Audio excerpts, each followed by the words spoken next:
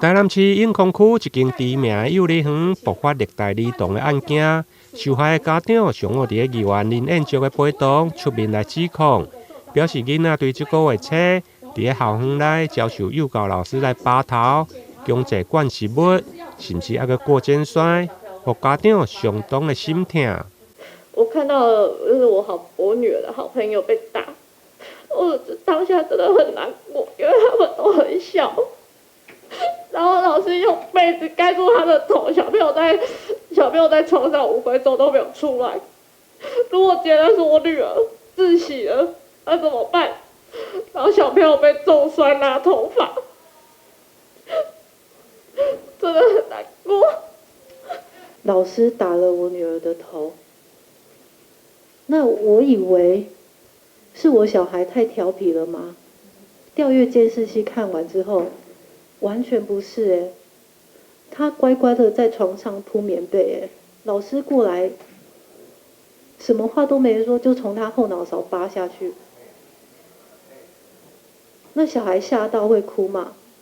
然后老师再把他重摔到床上，我完全不知道老师这个行为为什么可以当幼教老师。家长向着议员来顶证，第一时间要调阅录影带时，佮被拒绝。议员质疑教育局是咧包庇业者。当看到录影带，发现幼儿园的老师对待囡仔的方式，任何人看到拢会来抓狂，认为实在是伤过恶质。你们教育局真的很恶劣。他去幼儿园看，只看到所谓的女儿，就让他看女儿。女儿伊就是个扒头，甲强灌食。好，儿子呢？儿子既然隐匿，你教育局就是隐匿，包括你少儿局也隐匿。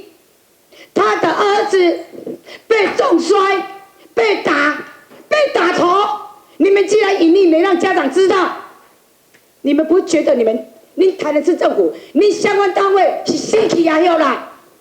哈！我看到我都非常的抓狂。对此，市府教育局回应，家长用的查阅袂当抄录，原因是因为个资袂用受到外在因素的干扰，互第三者的权利受到伤害。目前教育局已经进入调查，如果属实，涉案者将会中当来处分，终身袂当阁担任教保员。幼儿园除了开发，嘛将处以停教或者是减教等处分。家长有这个需求，而且社会也希望说能够看到底是什么行为。那可是我们能够处理的就是阅览，家长先来看所以这一块其实局里面也做了，有时候让大家先来看这个资料。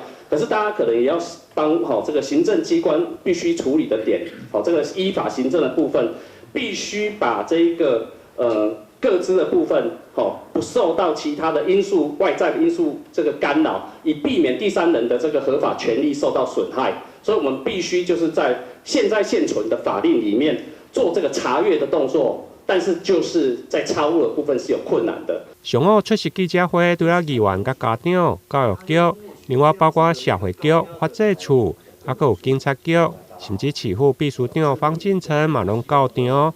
最后，议员要求教育局3天内要完成调查，并且公告，幸予社会一个公道。